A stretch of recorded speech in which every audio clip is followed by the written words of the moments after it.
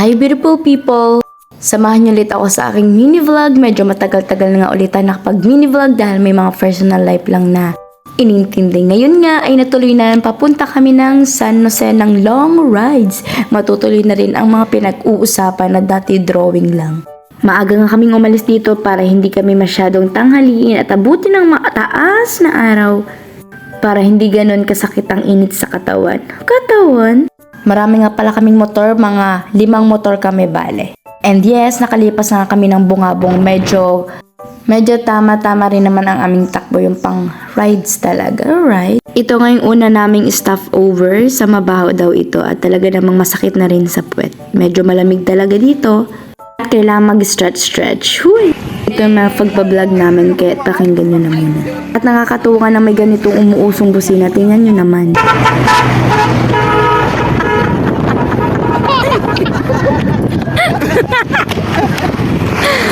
Go! Brian, go! Bakit kami nang mabaho ngayon? Para kayo mabaho.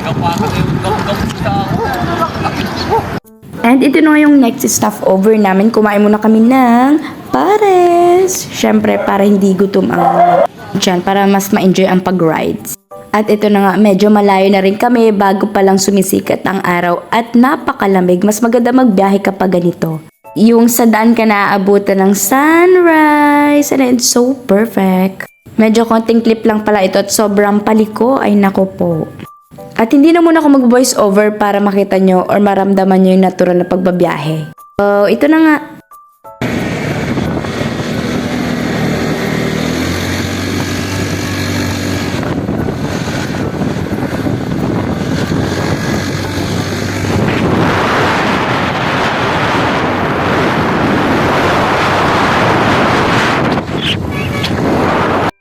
Ayan, puro matik ang dala namin at mas magandang dalhin kapag matik lalo na sa paahon. And sobrang nakaka-enjoy lalo na kung, huy, ano to? And nung next stopover namin, pumunta na rin kami doon sa Magsaysay ba at Bulalakaw, gano'n.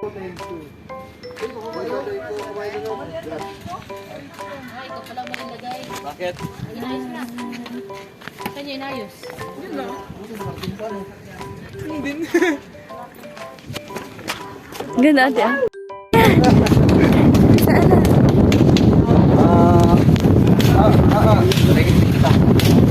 Nandito kami ngayon sa Magsaysay.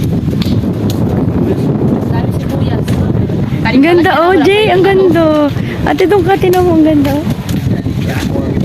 Ay. Okay. Ano ba ka mag-live? Oh, yan. Ang ganda, girl. Ay, ang ganda. Buti nakarating pa, no? Kami is pababa na kami ngayon. Nandito kami sa taas. And then, palusong naman kami ngayon. Boundary. Say hi. Saan to? Boundary ng Bulalakaw at San Jose.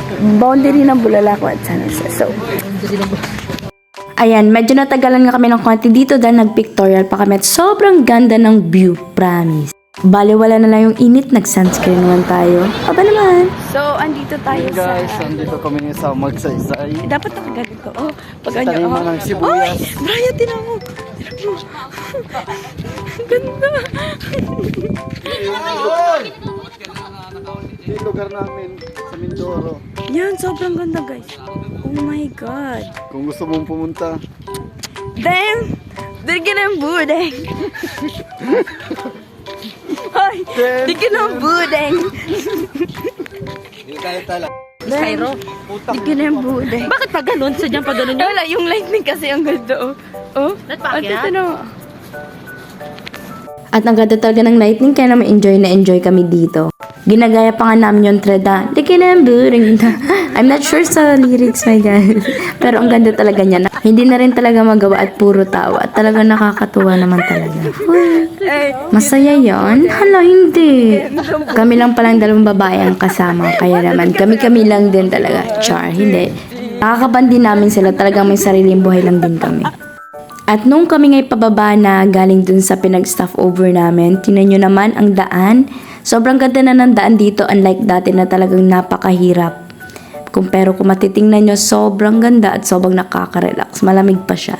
Tapos yung kasama nyo, yung mga mahal mo, Huy! Hala, hindi.